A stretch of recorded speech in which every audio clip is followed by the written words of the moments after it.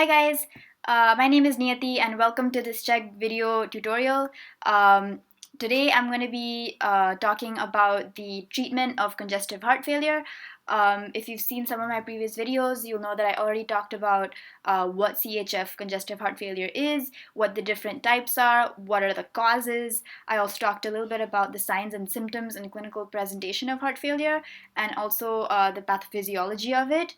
And I also spoke about the investigations that we do in order to help us diagnose heart failure.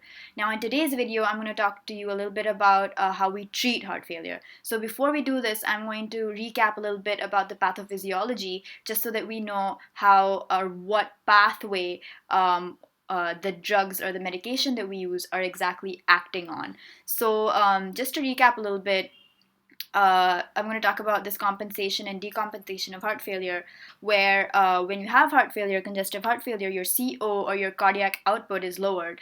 And in order to compensate for that, your heart tries to increase the heart rate and the stroke volume. And the way it does this is because of sympathetic activation and a neurohormonal mechanism. And why this happens is that when you have a reduced cardiac output, your effective blood volume or your effective perfusion to the kidneys is lower. So your kidneys respond by picking up on this reduced perfusion pressure to the renal arteries, and the JGA, or the juxtaglomerular apparatus, secretes renin, and renin is responsible for the activation of the RAAS, which is the renin angiotensin aldosterone system. And renin is basically what facilitates the conversion of angiotensinogen to angiotensin 1. Angiotensin 1 is a vasoconstrictor that is converted to angiotensin 2 with the help of ACE, or angiotensin converting enzyme. Angiotensin 2 then, in turn, stimulates the secretion of antidiuretic hormone, or ADH, as well as aldosterone. And what ADH and aldosterone do are they help the body to retain fluid and to reabsorb sodium and water reabsorption in order to maintain the blood pressure. And what this tries to do is this tries to kind of make up for this reduced perfusion that is coming to the kidneys in the first place. So what happens is there actually is enough blood in the body. It's just that because the heart is unable to pump properly and provide a sufficient cardiac output, the kidneys think that the body is losing blood, or the kidneys think that the body is hypovolemic. So they try to compensate for this by ADH and aldosterone secretion. So this causes sodium and water retention, and this also helps to increase preload. What happens is the volume effectively circulating back to the heart increases, and this stretches the ventricle wall. And as we know by our Frank-Starling law, when you have a muscle that is stretched initially, then it's going to contract harder. So up to a certain limit, of course. So more is the preload, the more is going to be the contraction of the ventricular muscle. So this is the kind of the way that it tries to compensate for the reduced cardiac output. Now this works for a while, but then after a while, long term, what happens is that because of this increased sympathetic activity, you have an increased heart rate and increased stroke volume.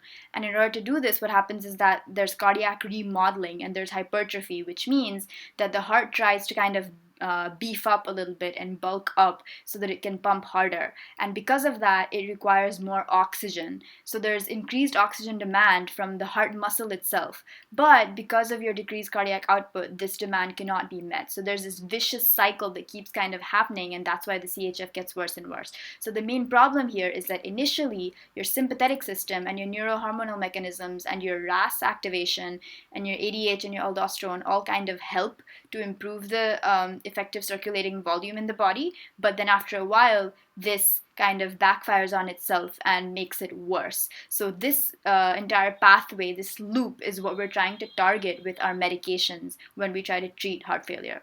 So now moving on to the actual treatment of heart failure. So what are our aims when you try to treat heart failure? So in treatment of CHF, what we're mainly trying to do is, firstly, we're going to reduce the symptoms that the patient is complaining of. They're going to have, like I mentioned before, probably in my previous video, they're probably going to have something like shortness of breath, or coughing, or orthopnea, or fatigue, or swelling in their legs, or they say that I gained a lot of weight, or that their shoes don't fit anymore, or various other complaints that they have as a result of this heart failure. So we're going to try to reduce the symptoms.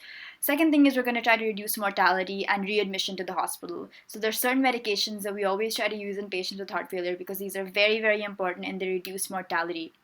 Next thing is to treat the underlying cause of the heart failure when possible. So, for example, if a person has had, sometimes this is not always possible. For example, if a person has had a heart attack in the past or a myocardial infarction, then you can't really do anything about that now. But say the person is recently diagnosed to have, say, a valvular abnormality, which is in turn causing his heart failure, then you can easily anatomically correct that valve abnormality by, say, using a balloon and going in and say for if it's mitral stenosis or something. So whenever possible, you try to treat the cause of the heart failure, but that's not always possible. The next thing is you try to control the precipitating factor. So there's some patients that have had congestive heart failure in the past and they were doing fine after a while, but then all of a sudden they decompensated again and got worse. And a lot of the times this happens because of a certain trigger.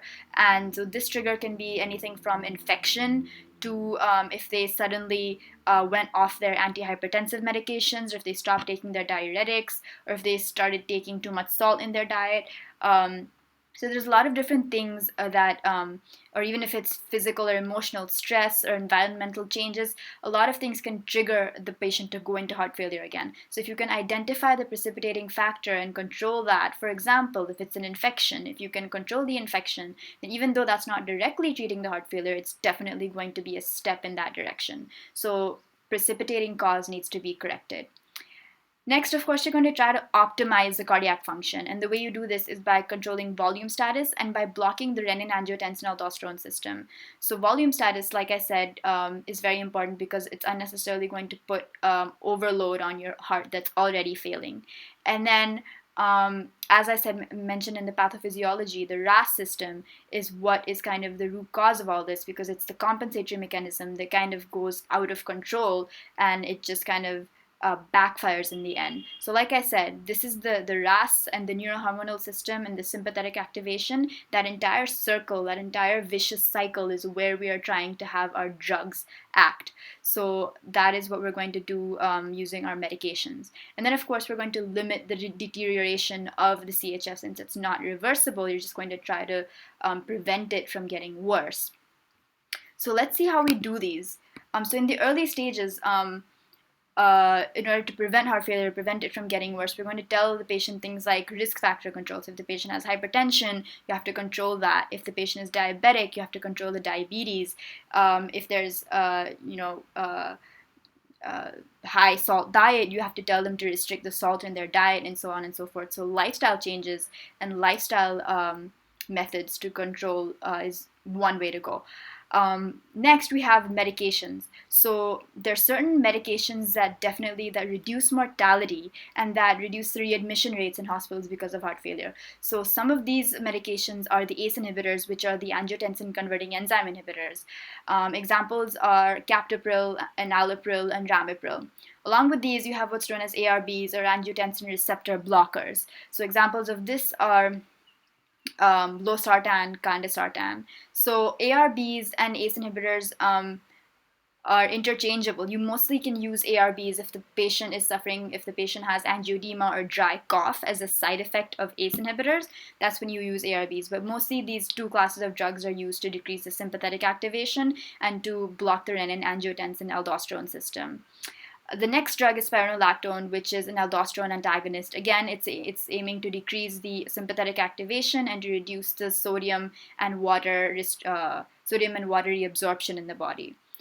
The next medication is beta blockers, and this basically reduces mortality and reduces symptoms it reduces heart rate, and by doing this, it's going to reduce the oxygen consumption by the heart. So beta blockers, ACE inhibitors, and aldosterone antagonists are three important classes of drugs that help to reduce mortality and readmission rates in patients with heart failure. So these are three main drugs that almost every patient with heart failure will be on at some point. The next few drugs are medications that help to reduce the symptoms and which improve cardiac function but don't necessarily reduce the mortality, which is why I've mentioned them later on, and which is why I'm just going to emphasize these less. Some of these are cardiac glycosides like digoxin, which help to increase the contractility. Another example is dopamine and dobutamine. Um, and these are particularly helpful in patients with renal failure. Then you have vasodilators like sodium nitroprusside, and what this does is that it helps to reduce the peripheral vascular resistance. This helps to reduce your afterload. So, and lastly, you have diuretics, which is like loop diuretics, for example, furosemide. And what this is going to do is, as I mentioned before, patients with CHF often have edema, third spacing, and weight gain. And your diuretics are going to help to reduce the signs and symptoms of volume overload. So, these are a couple of medications that are also used in heart failure. One thing I'd just like to mention here is that diastolic heart failure is mostly treated using diuretics and beta blockers. ACE inhibitors are not known to be very helpful in diastolic heart failure, and the effects of digoxin and spironolactone are not very well known in diastolic heart failure. So for diastolic heart failure, the main drugs you're basically using are diuretics and beta blockers, not so much ACE inhibitors. So that's another thing that I would like to add. So this is kind of a basic general overview of our treatment of heart failure, what we aim at when we treat. In one of my next videos, I'll be talking more about interventions for heart failure, including including LVAD or a ventricular assist device and so on. So I really hope this helped. If you have been following my previous videos about congestive heart failure, I hope those have helped you as well.